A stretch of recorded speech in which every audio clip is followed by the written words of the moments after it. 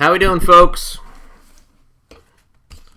Welcome to the last video of the semester. I'm sure you're all very sad about this. I can hear you crying right now and reaching for a box of tissues. We do have a very interesting set of articles, in my opinion. I think we have some solid questions here. I know you guys are cursing me for this first article. This was the longest article of the entire semester. So maybe that's why it's towards the end of the semester. The other thing is, I hope some of this was review for some of you from your other MBA courses, the 5 forces model, the internet value chain, or the value chain model from Michael Porter. You know, this article was written in 2001, right before the internet bubble 1.0 blew up, and in 2001, a lot of people were starting to say, you know something, this internet thing, this is getting way out of hand. This is getting way too far. And Porter, not surprisingly, was just one of those voices. Everybody was talking about price. He wanted to make sure it wasn't just price. Some great stuff in this article. Love this article. Love this article. I'd have a very hard time taking this article out, despite its length. And more than anything else, in 2001 and even today, the internet will tell you that when there's low barriers to entry and it's easy for entrants and competition to come into a space, first mover advantage isn't nearly as strong as it is when there are high barriers to entry. And yet everybody kept using first mover advantage as a reason why to do something on the internet. Some people still do it, and it's not correct. Alright, so let's answer some questions. By challenging how the internet is different and how we failed to see the internet during the early 2000s. I think the author was trying to predict the future of the internet, Web 2.0, social media CRM, correct? I don't know if he was trying to predict the future. I mean, if I would have taken the dates out of here and presented this as a 2011 article, I think all the warnings that he talked about in Web 0.0 could also fall back into Web 2.0. I think a lot of the tech executives learned in the Web 1.0 era. We know that there was slowed IPOs in Web 2.0. I know in the Web 2.0, many firms care about revenue streams and their balance sheet the way they didn't care about in Web 1.0. I don't know if he was trying to predict the future. I think he was more trying to give us a set of tools that we can use regardless of Web 0.0 era we are in. Porter states that the internet technology provides buyers with easier access to information about products and suppliers, which bolsters buyers' bargaining power. Yes, is Porter alluding to the concept of bargaining power in this respect as something negative? I don't think he's thinking about it something negative. I think he's talking about how there's a shift from where the retailers or the manufacturers used to have all the power to where buyers have significantly more power. They have significantly more options to purchase from. They have significantly more information to cull in order to examine which product or service they want. That's where my head's at. Is Facebook an example of a company benefiting from the network effect? Absolutely, positively, yes. Facebook is not Facebook without the network effect. Things can scale fast because of network effects. All it takes is one person to join a network and add 100 people to that network. And those 100 people each add 100 more people. And those 100 people, each one of those 100 people add 100 more people. It scales quickly. Was AOL's downfall partly due to a critical mass of customers? Does Facebook have a similar fate? No. AOL's downfall is that they weren't thinking about CRM. AOL spent much more time trying to acquire new customers, and if you guys remember, you would get a new AOL disc in your mail about every month, and no one would stay a customer. They would use all their free dial-up minutes. They would cancel their thing, wait for another disc to arrive, and then they would jump back on with 1,000 more free minutes. AOL did not. AOL was the prototypical leaky bucket syndrome. And when dial-up went away, AOL didn't have a business model. Once the cable company started offering the gateway to the internet, AOL really didn't have anything else.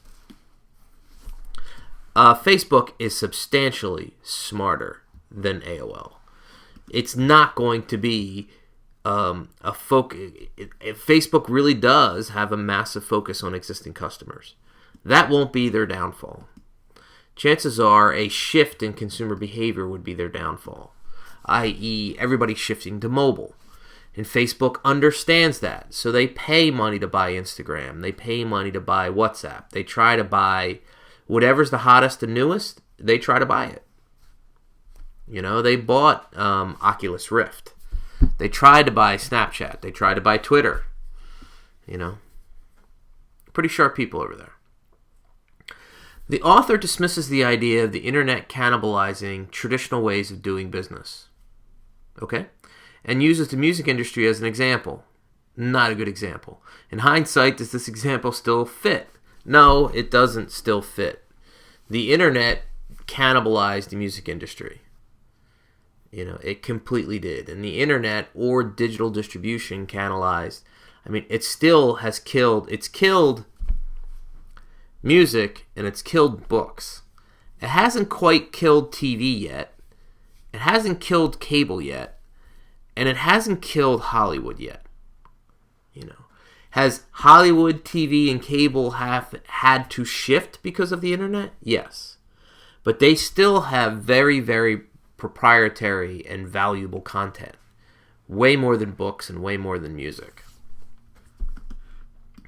The article claims that the most successful .coms will focus on creating benefits that customers will pay for, rather than pursuing advertising and click-through revenue streams from third parties. Are companies like Google an exception? Google is an exception.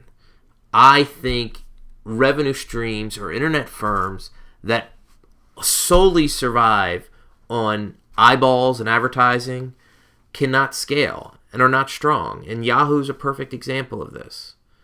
Yahoo cannot scale and cannot grow because all they have is advertising.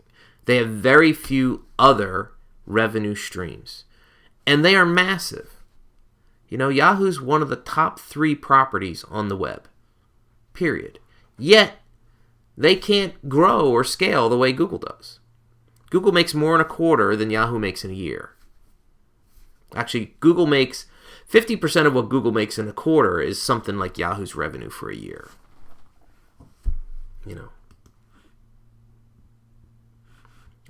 Netflix creates benefits without advertising.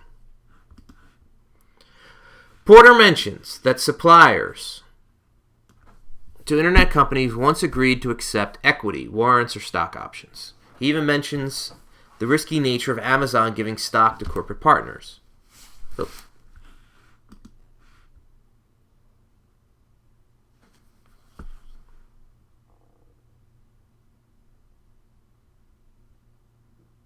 Okay, let me hit pause. I don't know what happened.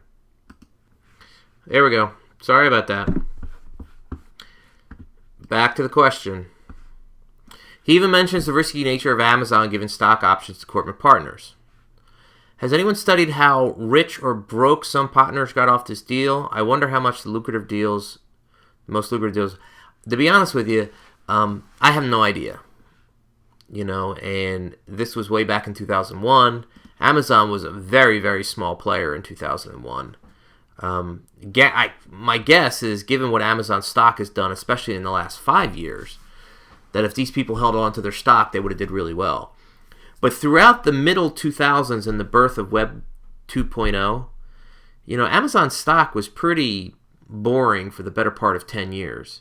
It really wasn't until after the financial meltdown or during the financial meltdown and how Amazon became everybody became so price conscious where Amazon stock started to tick up. So it depends if those people held on. I'm sure you can go back and look that up if you really want to find out. But off the top of my head, I'm sorry, I don't know.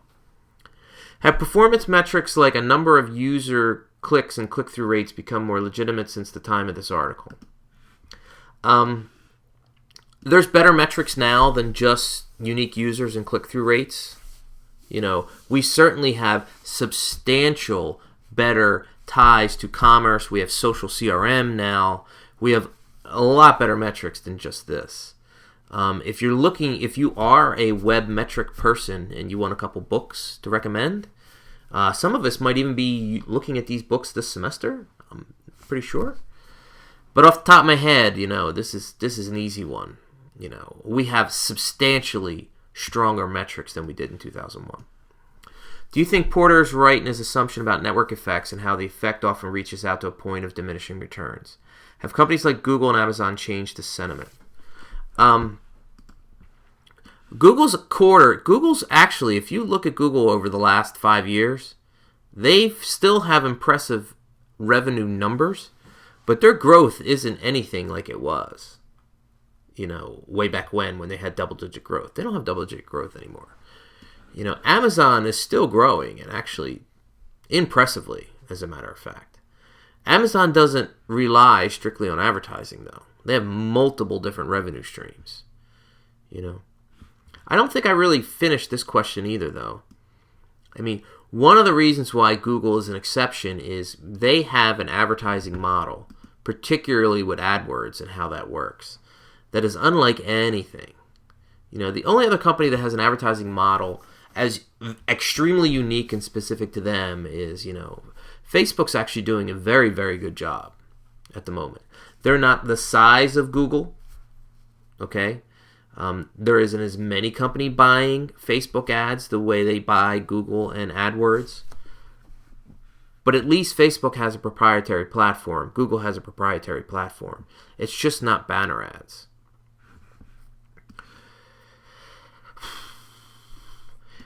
Where within a business does the responsibility lie with creating and guiding a strategy for utilizing internet as a tool? Is it a top-down mandate from the C-level, or does a particular department lead the charge? I think we've been answering this question all semester. Can you have a bottom-up culture needed in a Web 2.0 world if senior executives are not part of that strategy? I think you're fighting an uphill battle there.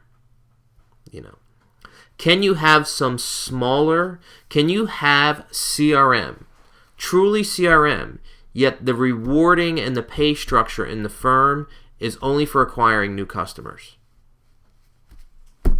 You're fighting an uphill battle there.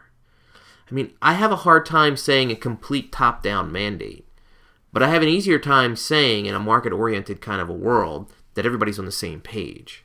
If everybody's not on the same page, we have challenges. All right, next article up. Very cool article. Richard Thaler, who's the author here, is one of my top 10 books that I always recommend, which is Nudge. Love that book. Love this article. I hope you liked it. A lot of us got into the creepy side of this. Do all first movers could be positioned to benefit? No. We just had that in the previous article from Porter. The first mover advantage is only good if there are increased barriers to entry. If there are not high barriers to entry, then first mover advantage is not that strong. Choice engines could really help a consumer. However, couldn't there be questions about choice engines' authenticity in the long run? I'm not sure what you're talking about with authenticity. The way choice engines work is they learn in a CRM kind of mentality your behavior and make recommendations.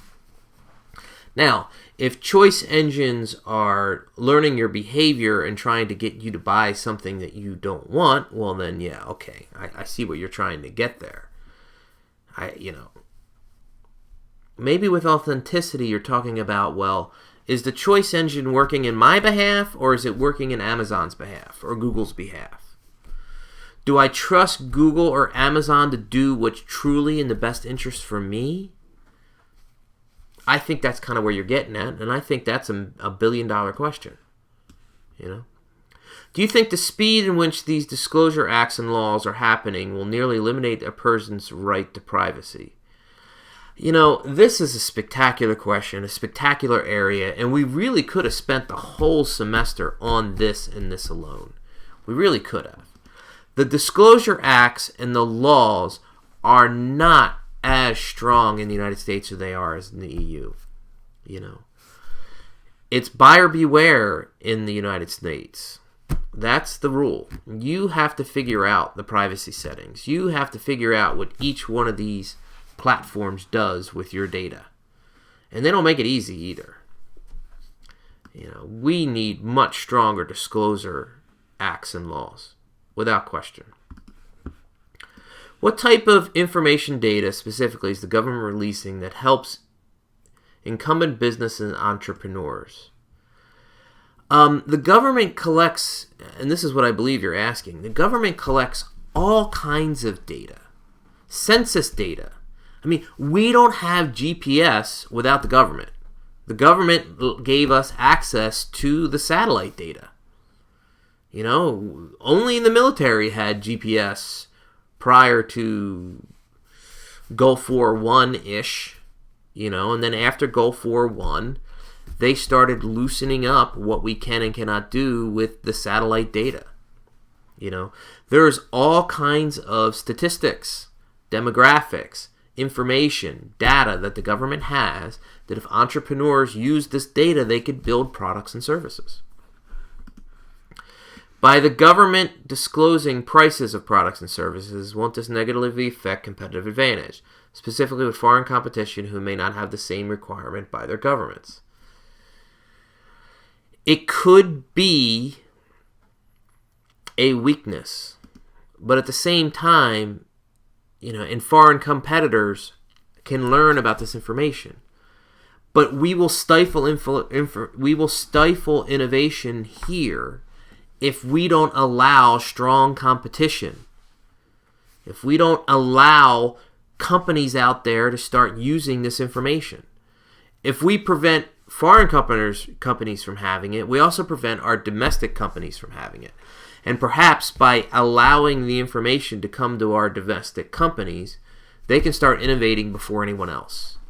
And it's up to them to out-compete anyone else who has the data, whether they're in the U.S. or outside the U.S. The article talks about microscopic gobbledygook. Great word. When it comes to prices and contractual terms of products and services provided by the private sector. Do you know if the government will be taking similar steps when it comes to regulation and statutes in order to make them easier to understand? I sure hope so. I really sure hope so. You know, the government is not known for making things simple or easy. You know, they're the government, okay? Red tape prevails. But we hope that we can make things simpler for individuals or make choices for them, you know, and in the book Nudge, for instance, and he mentioned a couple different things in this article. You know, people will not do what's good for them even if it's too complicated. Like, they will not start an IRA plan, even though it's in their best interest to have any plan better than no plan. But if it's too complicated to enroll for one in your company, then guess what? You won't enroll, and you miss out even if you picked a bad plan. A bad plan is better than no plan. So that's why they make people opt out instead of having to figure out a way to opt in. Because, you know, that's the whole book Nudge, by the way. It's a fantastic book. Do you think many companies or entities are missing an opportunity to co-create value by not making certain data publicly available? Yes, absolutely. I'm a huge fan of co-creation. I'm a huge fan of partnership. I'm a huge fan of external orientation, listening to my customers, and figuring out ways that I can add more potential value. Love co-creation. Which industry companies do you think will struggle the most with the movement towards smart disclosure? Companies that have a vested interest in not disclosing. Companies that their majority of their revenue stream involves not disclosing. Axiom, for instance. Google to an extent. These are companies. And mortgage companies make it incredibly difficult. Did you ever go through that? An hour and a half to sign documents? It's crazy. All right. Cool article. If you really love this article, you need to go get that book, Nudge. It's spectacular. One of my top 10 all times. Why do you need a new media ringmaster?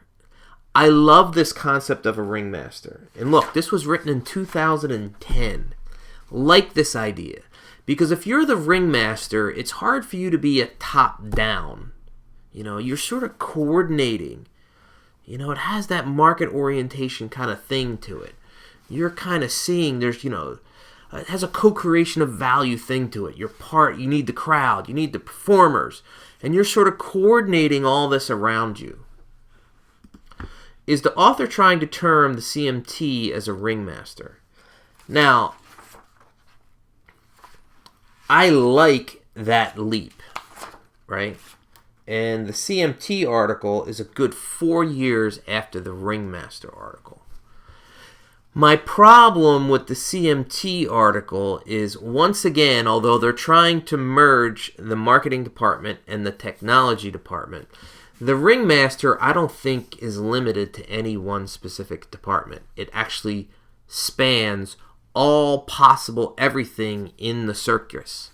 The way in a market orientation philosophy, there are no silos. There are no barriers. You're not protecting turf. The CMT, I like this concept, but I'm just worried if it's not enough.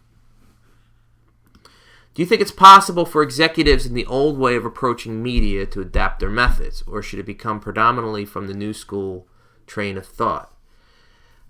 Man, the executives have to adopt. There's just media that's just not effective. Radio is not effective anymore. Very, very few. It really isn't. Billboards, no. Some magazines, no. Newspaper. Of the old media, the only one that's still pretty good is TV. TV is still pretty good, especially with sports. The article starts off with a strong statement. Social technologies are helping, if not forcing, brands to form new kinds of relationships with customers. Yes. Do you agree that these relationships are being forced? And if they are, will brands suffer if customers sense that? Well, you have to understand what forced is, okay? It used to be the case that a brand could be a top-down entity and they decide what brand meaning is and they decide whatever they want to do without having to do extensive research and without having to listen to customers. Now, the customers have a voice. And things that they don't like, guess what? There's a Facebook page up, and within 24 to 48 hours, there's 1 million people protesting something. Well, brands have to adapt to this kind of environment where 10 years ago, they never had to deal with stuff like this before. You piss one customer off on a flight, and not only does that customer have the network's effects of social, then the traditional media also picks up on the Twitter rant. Every time Comcast screws up, not only does it blow up on social, but it's also reported in the traditional media by Comcast competitors.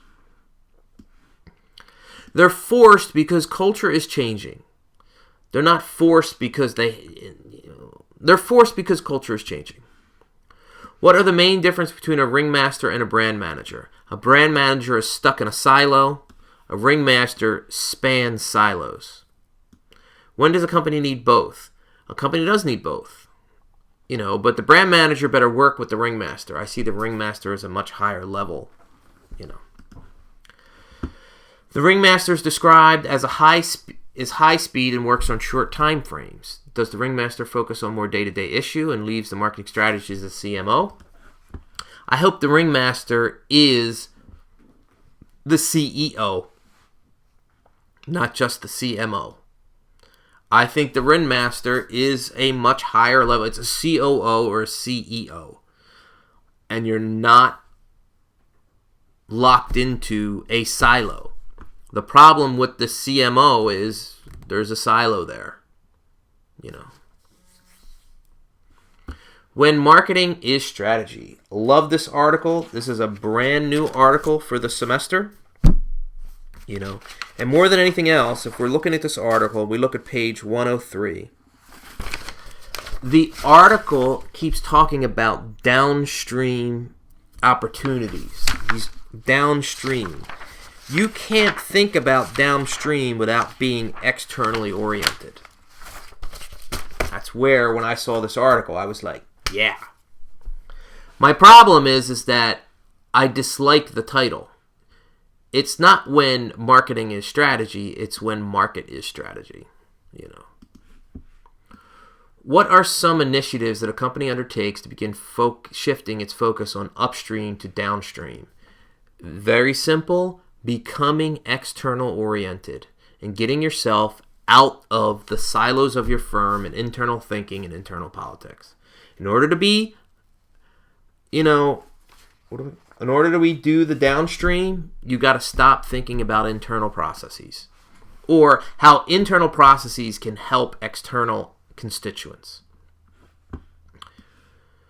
When the article talks about strategic objectives for downstream businesses on influencing how customers perceive the importance of purchase criteria and introducing new favorable criteria, how are these companies influencing?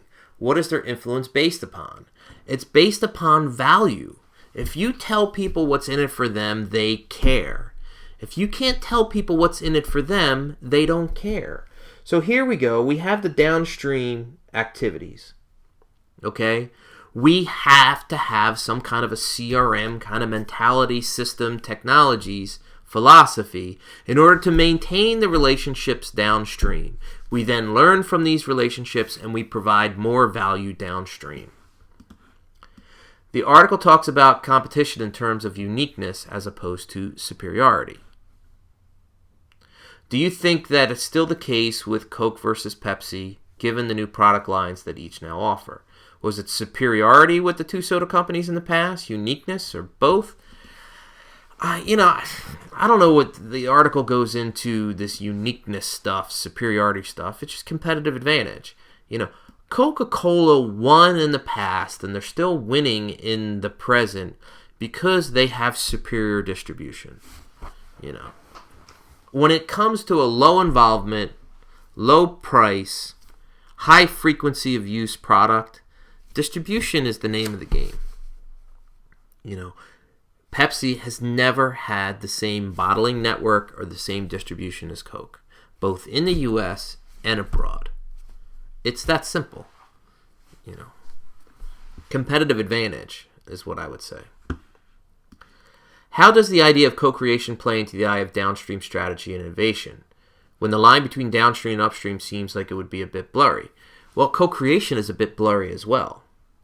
And you need co-creation. We need to learn, a learning environment, from our customers and hopefully our potential customers. These people interact, we dialogue, we go back and forth, we learn ways to add more value in the co-creation process, and then we do that. The article uses Gillette as an example of a company driving the pace of industry change.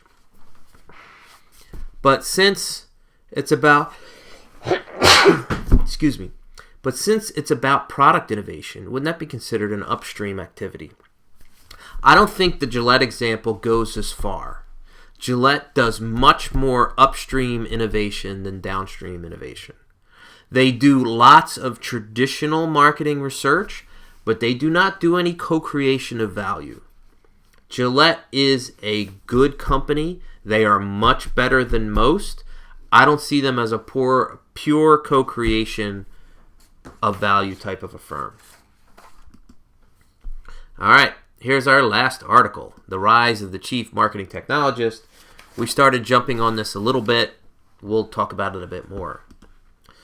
Do you think schools will create new majors to cater to the CMT? No.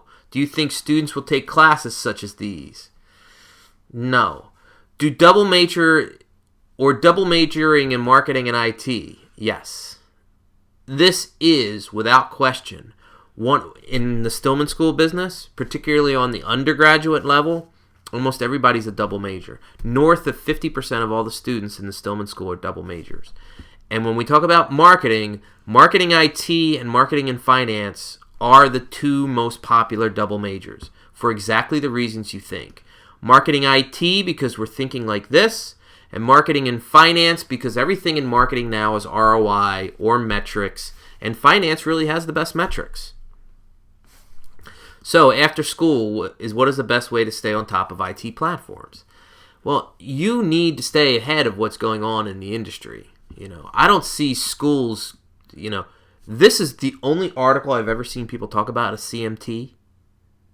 Really? I see more people that are either marketing or IT people, a very good IT person learning more marketing, a very good marketing person learning more IT, and end up becoming a senior VP and thinking about marketing and IT at the same time. LinkedIn just, spent $1.5 billion for lynda.com. Lynda.com is kind of out there, and they're really staying on top of the IT platforms. Shouldn't a part of IT also report to the CMT? Again, I'm comfortable with all these reporting in silos. We keep thinking like silos. But the less departments we have and the less silos we have, why isn't marketing and IT in the same department without a wall in between them? IT should be a vital element of the firm. It has to. So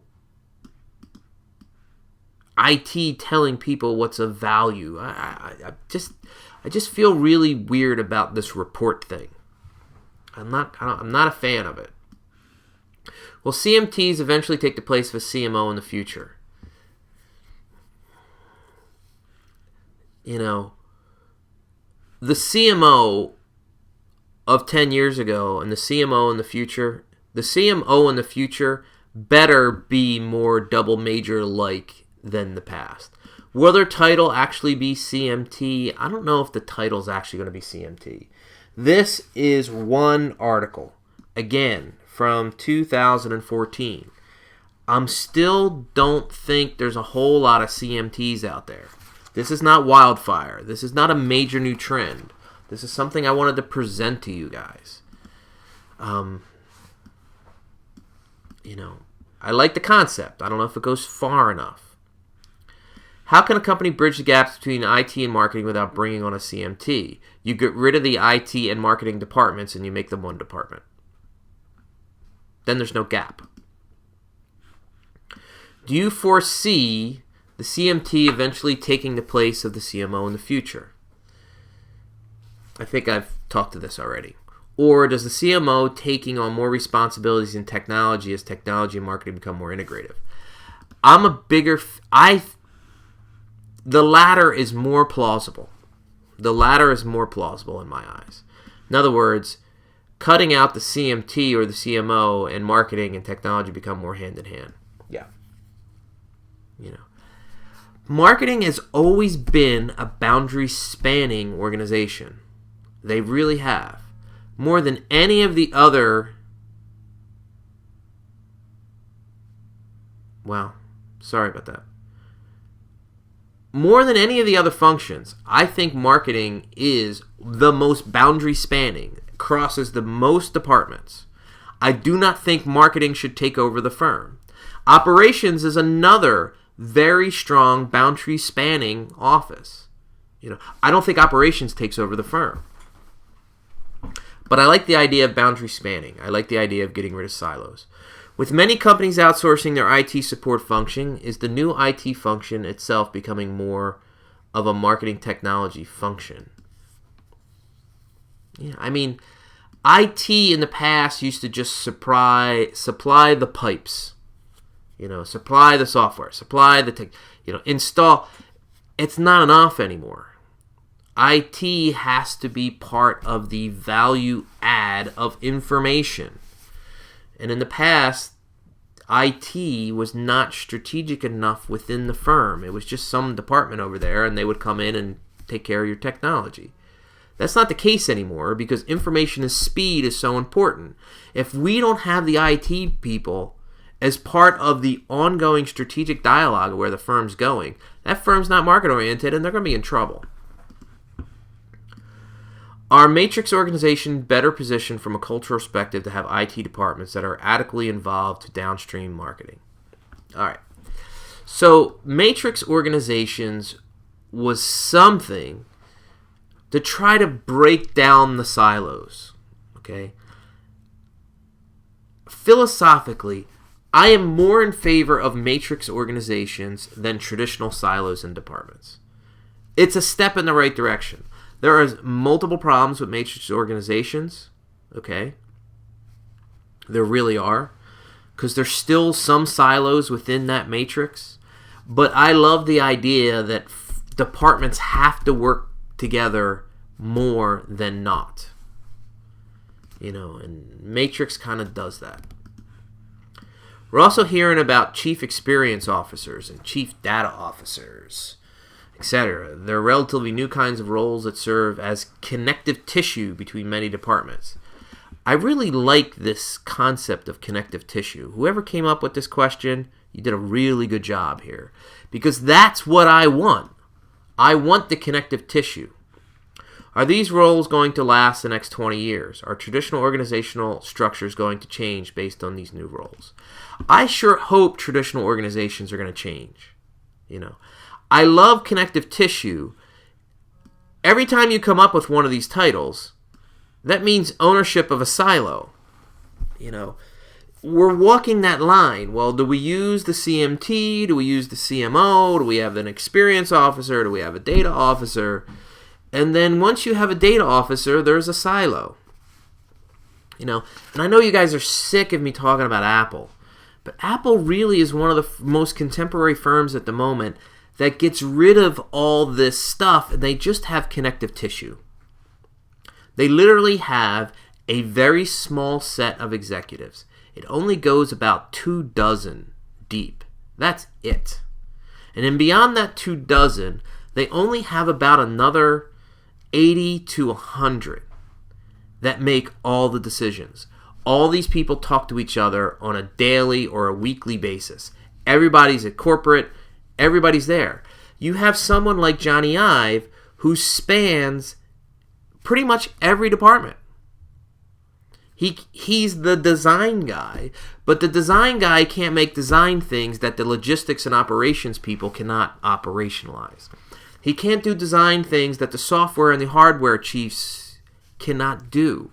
So they work together as a team, and that's how you get something like Apple Watch.